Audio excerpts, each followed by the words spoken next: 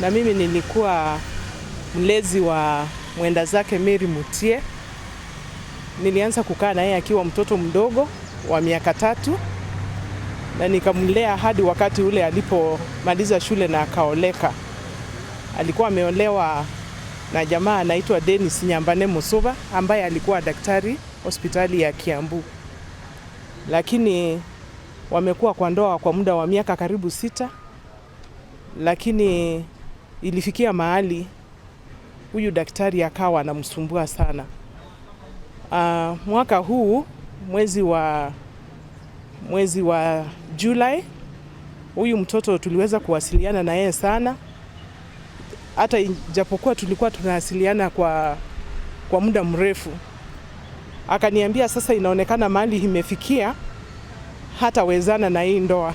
Inaonekana ni kitu amekuwa akipanga kwa muda mrefu, anataka kumuua, na kwa kweli amemuua. Sasa sisi tunalia, tunasikia uchungu. Tunasema serikali tupatie haki, tupate haki ya mtoto wetu. Tupatiwe haki kwa sababu hata tulikuwa kotini jana wakati wa mentioning ya hii case, na ikasemekana ya kwamba arudishwe ndani siku 7. Leo pia tuko hapa police station tunafuatilia mtoto. Ako na mtoto, hatujui mahali mtoto yuko, tunaambiwa kwa children's home.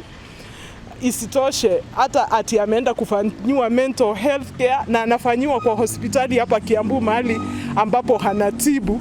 Sisi tunaona hiyo si haki, kwa sababu hata mahali yuko seli anatembelewa na madaktari wenzake. Sasa atafanyiwa hiyo haje mahali alikuwa anatibu? Hapo tutapata haki kweli? Mwenye ametuacha ni sistangu mwenye ananifuata wa pili. Chenye ningeomba ni serikali itufanyie haki.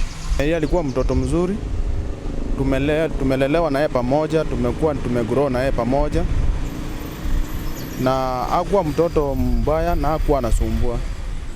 Sasa Dennis ilifikia akamchukua kwa mikono yake. Sasa kitu tunaomba ni serikali tutendee haki.